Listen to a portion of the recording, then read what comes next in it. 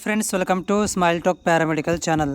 Friends, ಎರಡನೇ ಸುತ್ತಿನ counselling ಅಪ್ಡೇಟನ್ನು official ವೆಬ್ಸೈಟಲ್ಲಿ ಮಾಡಲಾಗಿದೆ. ಸೊ ಯಾರೆಲ್ಲ ವಿದ್ಯಾರ್ಥಿಗಳಿಗೆ ಸೀಟ್ ಸಿಕ್ಕಿಲ್ಲ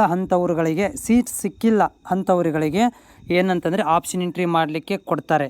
ಯಾರಿಗೆ ಸೀಟ್ ಸಿಕ್ಕಿದೆ ಹೋಲ್ಡಲ್ಲಿ ಇಟ್ಟಿದ್ದಾರೆ ಅವರುಗಳಿಗೆ ಆಪ್ಷನ್ ಎಂಟ್ರಿ ಮಾಡಲಿಕ್ಕೆ ಕೊಡೋದಿಲ್ಲ. ಅವರುಗಳು ಜಸ್ಟ್ ಏನಂತಂದರೆ ಆದ್ಯತಾ ಕ್ರಮಗಳನ್ನು ವೇರಿಯೇಷನ್ ಮಾಡ್ಬೋದು, ಓಕೆ, ಡಿಲೀಟ್ ಮಾಡ್ಬೋದು ಅಥವಾ ರೀಅರೇಂಜ್ಮೆಂಟ್ ಮಾಡ್ಬೋದು. ಆದರೆ ಹೊಸದಾಗಿ ಆಪ್ಷನ್ ಎಂಟ್ರಿ ಮಾಡಲಿಕ್ಕೆ ಯಾರಿಗೆ ಹೋಲ್ಡಲ್ಲಿ ಇಟ್ಟಿದ್ದಾರೆ ಅವ್ರುಗಳಿಗೆ ಕೊಡುವುದಿಲ್ಲ. ಸೊ ವಿದ್ಯಾರ್ಥಿಗಳು ಲೈವಲ್ಲಿ ಬಂದಾಗ ಕೇಳ್ತಾ ಇದ್ರು, ನನಗೆ ಸೀಟ್ ಸಿಕ್ಕಿದೆ, ನಾನು ಹೋಲ್ಡಲ್ಲಿ ಹಾಕಿದ್ದೀನಿ, ನಾನು ಮತ್ತೆ ಆಪ್ಷನ್ ಎಂಟ್ರಿ ಮಾಡಬಹುದಾ ಅಂತ ಕೇಳ್ತಾ ಇದ್ರು. ಸೊ ಅಂಥ ಅಭ್ಯರ್ಥಿಗಳಿಗೆ ಆಪ್ಷನ್ ಎಂಟ್ರಿ ಮಾಡಲಿಕ್ಕೆ ಕೊಡುವುದಿಲ್ಲ. ಯಾಕಂತಂದರೆ ಆಲ್ರೆಡಿ ಹೇಳಿಬಿಟ್ಟಿದ್ದಾರೆ.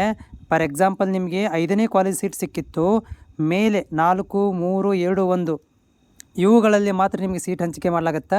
6ನೇದಿಂದ ಇರುವಂಥ ಕಾಲೇಜುಗಳೆಲ್ಲ ಡಿಲೀಟ್ ಆಟೋಮೆಟಿಕ್ಲಿ ಆಗಿಬಿಡ್ತವೆ.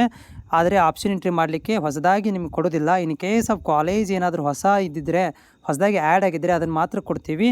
ಆದರೆ ಹೊಸದಾಗಿ ಆಪ್ಷನ್ ಎಂಟ್ರಿ ಮಾಡಲಿಕ್ಕೆ ಕೊಡೋದಿಲ್ಲ. ಯಾರು ಸೀಟ್ ಸಿಕ್ಕಿಲ್ಲ ಅಂಥ ಅಭ್ಯರ್ಥಿಗಳಿಗೆ ಆಪ್ಷನ್ ಎಂಟ್ರಿ ಹೊಸದಾಗಿ ಮಾಡ್ಬೋದು, ಮತ್ತು ಕಾಲೇಜುಗಳನ್ನು ನೀವು ಸೇರಿಸ್ಬೋದು. ಆದರೆ ಆಪ್ಷನ್ ಎಂಟ್ರಿ ಇದನ್ನು ಮಾಡಿದವರು ಹೋಲ್ಡಲ್ಲಿಟ್ಟವ್ರಿಗೆ ಮತ್ತೆ ಹೊಸದಾಗಿ ಕಾಲೇಜುಗಳನ್ನು ಸೇರಿಸಲಿಕ್ಕೆ ಬರುವುದಿಲ್ಲ.